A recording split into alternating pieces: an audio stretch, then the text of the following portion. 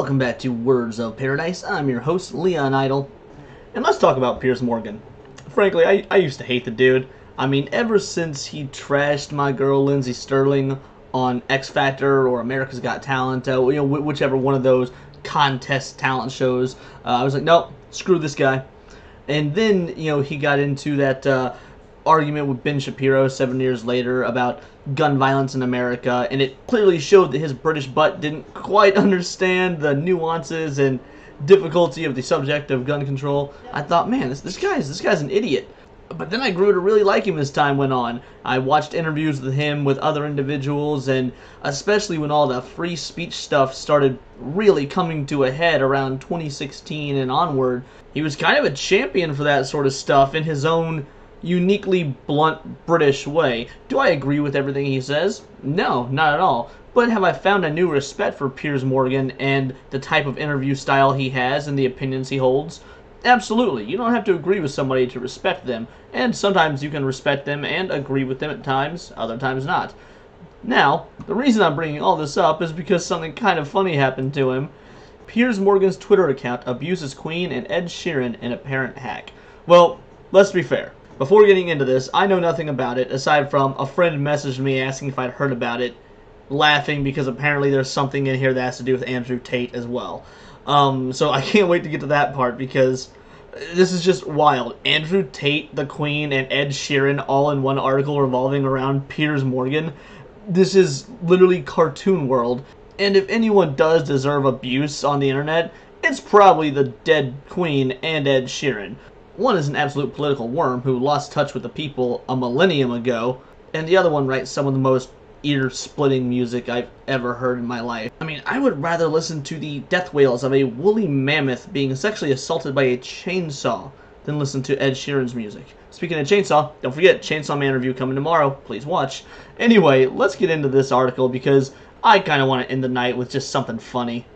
Piers Morgan's Twitter account has been wiped of much of its content amid reports it was hacked. The former Good Morning Britain presenter, 57, who has 8.3 million followers on the social media site, had no profile picture, banner, image, or posts on Tuesday afternoon. Some tweets containing still and video images remained, as did old records of tweets his account had liked.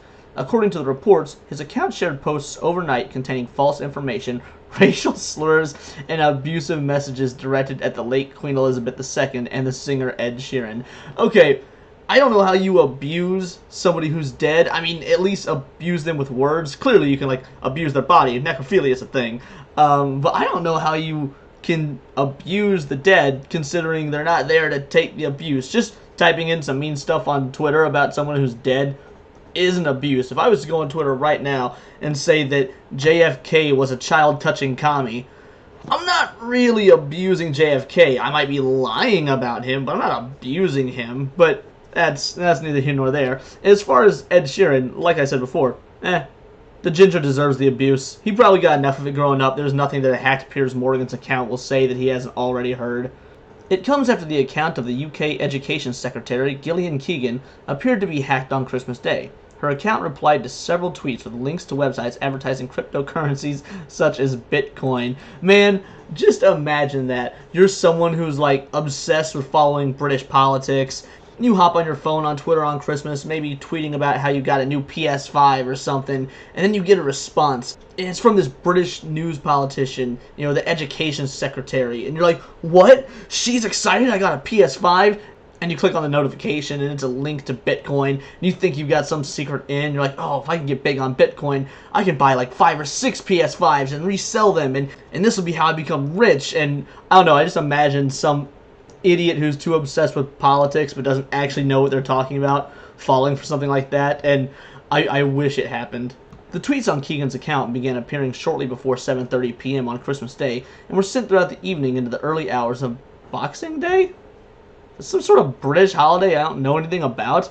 I wish we had something like that in America. It's like the Purge, but you just get to go out and punch people you disagree with. I'm not saying that I would actively participate in it. All I'm saying is the next day when we all come back to the office and I see Bill with a black eye, I'm like, oh, dude, what did you say?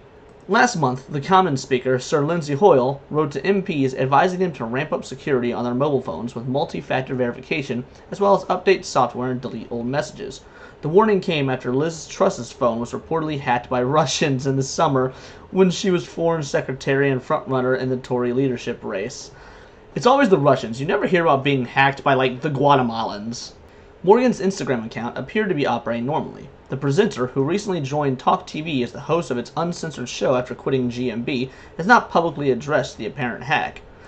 Ooh, so maybe he really did do it then. That would be fantastic. Imagine him on his uncensored talk show just laying into Ed Sheeran. Like, no, I wasn't hacked. Ed Sheeran is a... And then you just get a bunch of bleeps. Well, then again, it's called uncensored. Maybe there aren't bleeps. I don't know. Things that I don't want to say on YouTube because I don't know what the rules are this early in my YouTube career. But I want to see Piers Morgan on a British F-word rant-fueled tirade against this freaking ginger that doesn't understand music theory.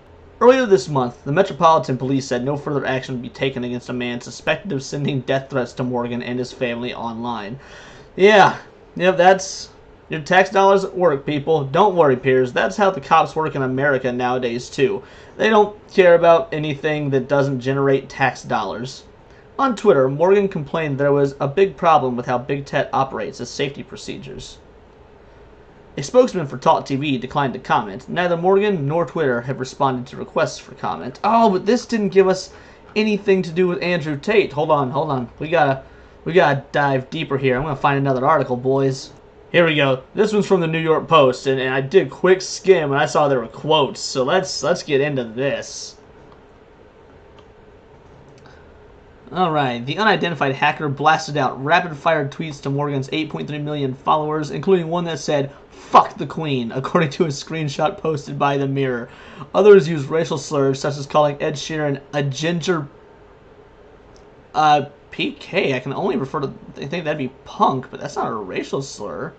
I don't know my slurs very well, which is, probably a good sign.